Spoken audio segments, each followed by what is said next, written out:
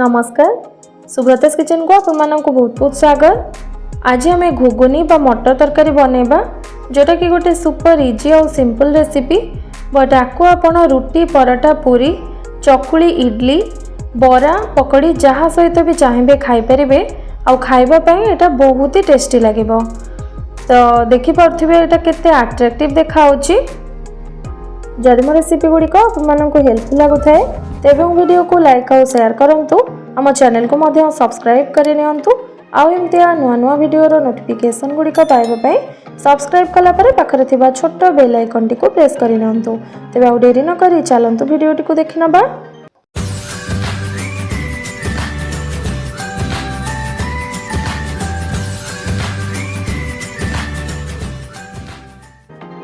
First आम मटर को सिझे नबा से गोटे प्रेशर कुकर रे मु 1.5 छोट ग्लास पानी दे दोची। आउ ये देखु पानी रे मु स्वाद अनुसार लुण दे दोची। तो गोटे छोट चमच लुण आउ हाफ टी स्पून रु टिके कम हलदी गुंड दे कि ताको भल से मिक्स करी नउची। आउ ये देखु मु गोटे कप मटर को भल से धोईकी ताको 7 रु 8 घंटा हब पानी रे भिजेकी रखिथिली। मटर ये भल से बतुरी जाइछि।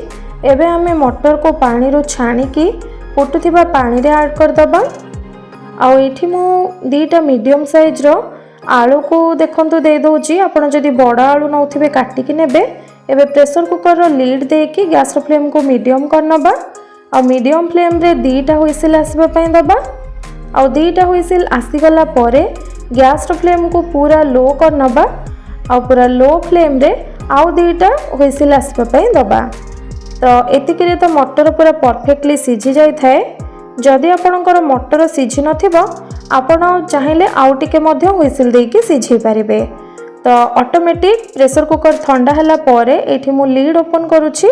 आ देखंतु हमर मटर एठी पूरा परफेक्टली सिझीची। तो ए भलिया ही आपण मटर को सिझेबे। एबे हमें आपको परे यूज करबा पई साइड करनबा।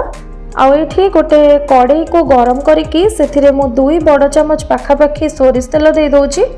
आपण ये घुगुनी को रिफाइन तेल रे मध्य बनै परिबे। बट सोरिष तेल रे बहुत बढ़िया टेस्ट आसी थाए। एबे एथिरे किछि गोटा मसला जेमति कि तेजपत्र दालचीनी गोटे ग्रीन गुजराती 2टा लवंग आउ हाफ टी स्पून जीरा दे दोची। सब को किछि सेकेंड पई हमें फ्राई करनबा।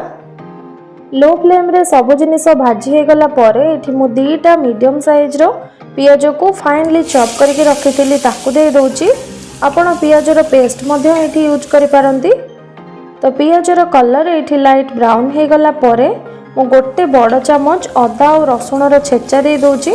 माने गोटे इंच अदा आउ 6-7 गुला रसुण को मु छेची नेथिली ताकू देकी भल से भाजी नेला परे एठी गोटे बड़ साइज रो पूरा पाचिला टमाटो को छोट छोट करे काटी नेथिली ताकू दे दोची। एबे एथिरे किछि गुंड मसला जेमति कि 2 पिंच हळदी गुंड हाफ टी स्पून काश्मीरी लंका गुंड 2 पिंच रागवाला लंका गुंड आउ स्वाद अनुसार लूण दे दबा। ध्यान देबे लूण मटर सिझेला बेले मध्य देथिले। हाफ टी स्पून जीरा पाउडर आउ हाफ टी स्पून धनिया पाउडर देकी सब को भल भाबरे मिक्स करि नबा। एठी मते टिके सुखा सुखा लागुची सेथि पई 4-5 चमच पानी देकी ताको कवर करिकी लो फ्लेम रे किछि समय सिझिबा पई छाडी दबा। तो गोटे रो 2 मिनिट परे एठी लीड ओपन करूची। आ एठी देखि पारुथिबे मसाला भल से कसे हे जाईची टमाटो मध्य सिझी जाईची। सिझे रखिथिबा आलू रो चोपा को छडेकी ताको एमती हाथ रे टिके गुंड कर नबा। आपण काटिकी भी दे परिबे बट एमती गुंड करके देले बहुत बढ़िया गोटे ग्रेवी रे थिकनेस आसी थाए।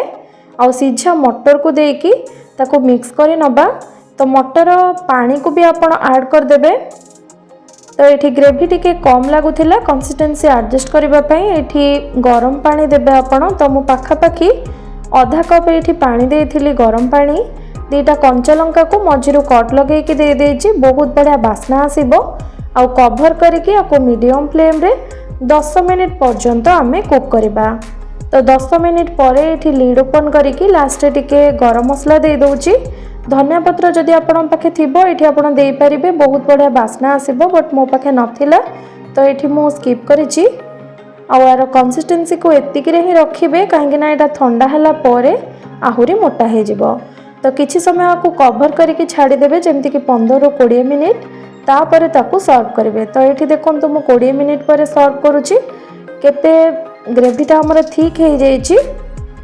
तो यही प्रोसेस रे ए घुगुनी को आपण माने थरे घरे बनातु और आपणकर एक्सपीरियंस कमेंट माध्यम रे जणातु। Thank you.